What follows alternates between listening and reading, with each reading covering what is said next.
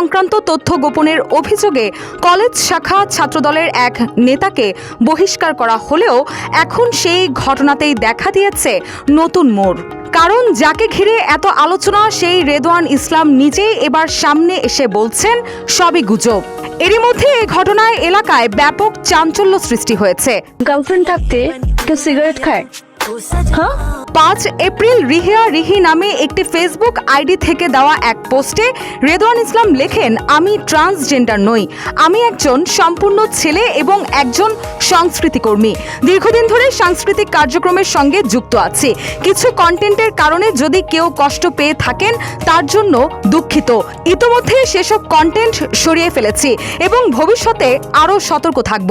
আপনারা জেনে না জেনে বুঝে না বুঝে অনেকেই অনেক ধরনের মন্তব্য করছেন। আর আমি তো এমনি তো মিডিয়াতে কাজ করছি, সংস্কৃতি নিয়ে কাজ করছি। আমি মনে করি যার যে যোগ্যতা আছে সে সেই যোগ্যতা অনুযায়ী কাজ করতে পারবে। এতে করে সে ছেলে নাকি মেয়ে সেটা ম্যাটার না। তিনি আরো লেখেন, যাচাই বাছাই ছাড়া কোনো তথ্য বিশ্বাস বা প্রচার না করতে, কারণ ভুল ধারণা একজন মানুষের সম্মান হানি করতে পারে।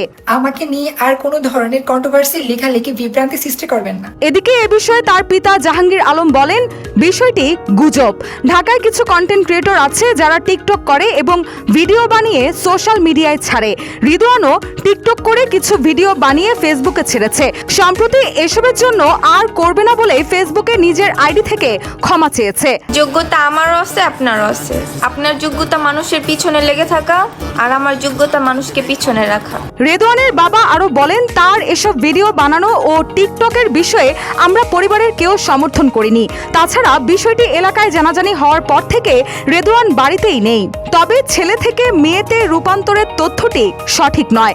এর আগে গত 5 এপ্রিল ব্রাহ্মণবাড়িয়া জেলা ছাত্রদলের দপ্তর সম্পাদকের দায়িত্বে থাকা যুগ্ম আহ্বায়ক মামুন খান স্বাক্ষরিত এক সংবাদ বিজ্ঞপ্তিতে সৈয়দাবাদ আদর্শ মহাবিদ্যালয় শাখা ছাত্রদলের সাংস্কৃতিক বিষয়ক সম্পাদক রেদওয়ান ইসলামকে বহিষ্কারের বিষয়টি জানানো হয়।